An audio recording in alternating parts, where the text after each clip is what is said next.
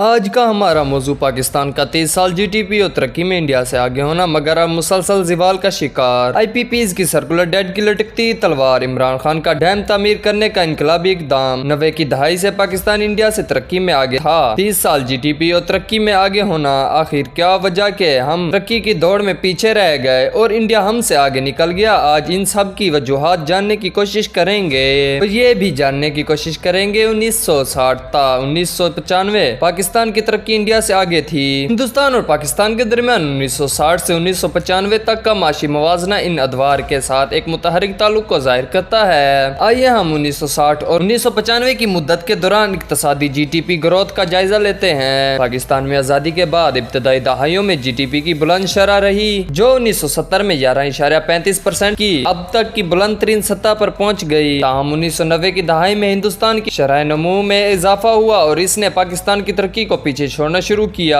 اس مدت کی ایک اہم حصے کے لیے پاکستان کی فیکس جی ڈی پی ہندوستان کے مقابلے میں زیادہ تھی۔ پہلی کی دہائیوں میں ہندوستان کی ترقی نہ کرنے کی وجہ ہندوستان حکمران کو 1960 کی دہائی میں تحفظ پسند تجارتی پالیسیاں اپنائی گئیں، جس نے ترقی کو محدود کر دیا۔ 1961 سے 1980 تک پاکستان کی شرح نمو تقریباً 6% سالانہ تک پہنچ گئی۔ اس کے مقابلے میں انڈیا کی شرح 4% تھی۔ 1990 کی دہائی میں کردار الٹ گئے۔ بھارت اگلے 30 سالوں میں 6% شرح سے ترقی کرتا ہوا پاکستان کے 4% سے آگے نکل گیا۔ گزشتہ برسوں کے دوران ہندوستان نے نہ صرف پاکستان کی فیکس جی ٹی پی کو پیچھے چھوڑ دیا بلکہ تقریباً ہر معاشی محاذ پر اہم برتری حاصل کی۔ آج ہندوستان دنیا کی تیسری بڑی معیشت بن گیا ہے۔ آج ہم ان وجوہات کا ذکر کریں گے جنہوں نے پاکستان کو اس کی ترقی کے راستے سے ہٹا دیا ہے۔ اب آتے ہیں ملک پاکستان کی طرف۔ 90 کی دہائی سے پہلے ایوب دور میں تربیلا اور منگلا ڈیم جیسے بڑے ڈیم جنہوں نے قومی گرڈ کو سستی توانائی اور زراعت کے لیے وافر پانی فراہم کیا، ان منصوبوں کی وجہ سے ملک ترقی کی راہ پر گامزن ہوا۔ وقت کے ساتھ ساتھ ملک میں صنعتیں لگتی گئیں جس سے بجلی کی طلب میں اضافہ ہوا، مگر ایوب دور کے بعد سستی توانائی کا ایک منصوبہ بھی نہیں لگا۔ بجلی کی طلب میں بے پناہ اضافہ ہوا جس سے ملک میں لوڈ شیڈنگ نے سر اٹھانا شروع کیا۔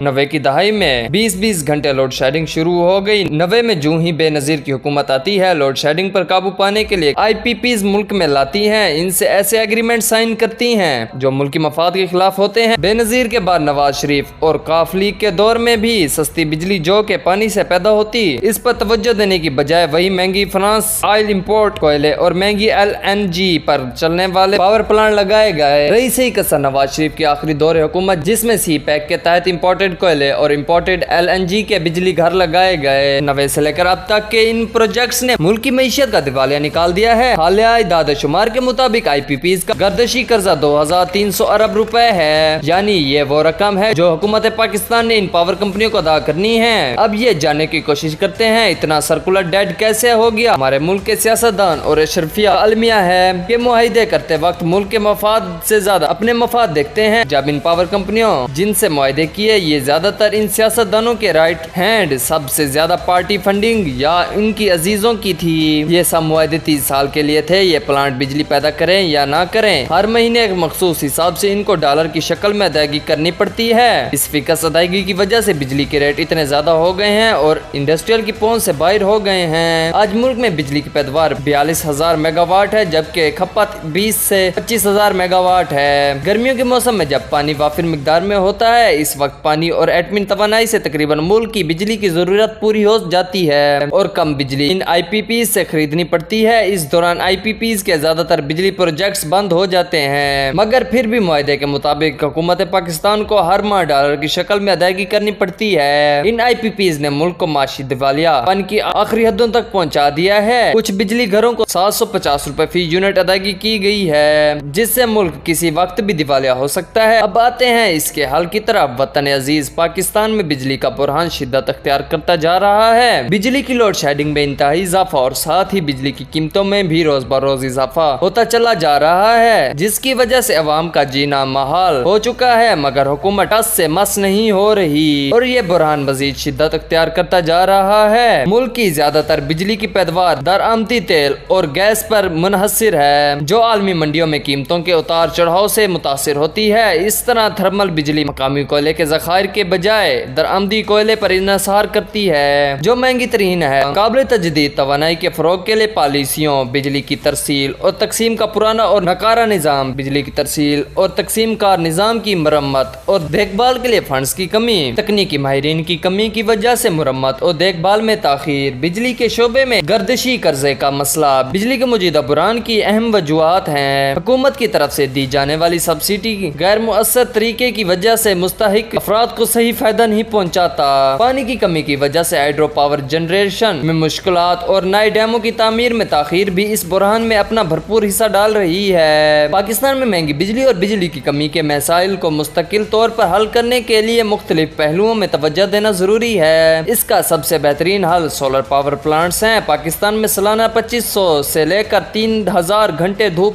دستیاب ہے، جو سولر پاور جنریشن کے لیے انتہائی موزوں ہے۔ بڑے پیمانے پر سولر پاور پلانٹس